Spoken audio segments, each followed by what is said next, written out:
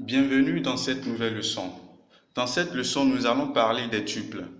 Les tuples sont des séquences de valeurs immuables, donc qu'on ne change pas, qui sont utilisées quand une fonction doit retourner plus qu'une valeur comme résultat.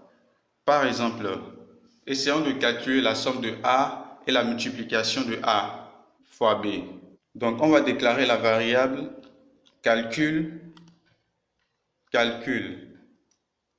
de somme et multiplication de A et B. Donc, je mets égal. Enfin, cela entraîne. Donc, je vais à la ligne et je déclare une variable somme égale. Je déclare A plus B. Ensuite, A plus B. Ensuite, la multiplication va être A fois B. Ensuite, je retourne cette somme et cette multiplication. Donc là, je mets somme, multiplication. Dans cet exemple, il y a deux tuples dans la dernière déclaration de la fonction calcul, somme et multiplication. Les éléments d'un tuple peuvent être de n'importe quel type. Il y a une syntaxe spécifique pour appeler une fonction. La fonction calcul, somme et multiplication, par exemple, peut être appelée comme suit. Donc, je mets S et multiplication égale calcul, voilà, de high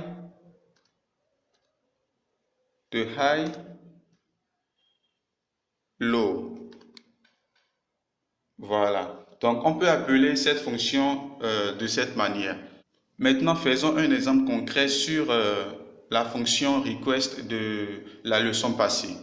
Donc, dans la leçon passée, on a utilisé ça. Donc, on va essayer d'appliquer les tuples sur cette fonction-là. C'est très simple. Par exemple, ici, on a appelé la moyenne mobile 20 d'Eli. Supposons que nous voulons appeler deux moyennes mobiles. Pour faire cela, on peut utiliser les tuples. Donc, ici, par exemple, je vais déclarer deux variables que je vais nommer la deuxième RST, donc deux éléments. Ici, je mets, voilà. Ici, je vais plutôt dire que je veux appeler, d'abord, on va nommer ceci EM1, EM1 et le second EM2, moyenne mobile exponentielle 2.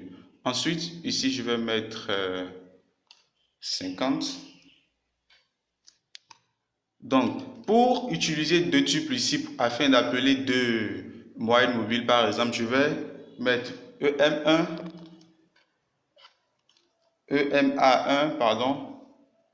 EMA1, virgule, EMA2, et les deux, je mets ça dans un crochet. Voilà. Donc là, ça me permet en même temps de récupérer la moyenne mobile exponentielle de période 20 et aussi la moyenne mobile exponentielle de période 50. Donc pour afficher les deux, ici j'ai fait plot de RS, je peux en même temps faire plot de RST. Ici par exemple, je vais mettre color égale color.green.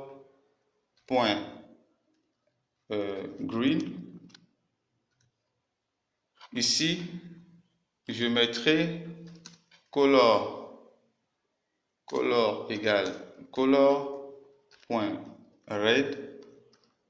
Voilà. Donc, je peux maintenant afficher ces deux moyenne mobile sur mon graphique, simplement en ajoutant ça à mon graphique. Donc là, j'ajoute à mon graphique.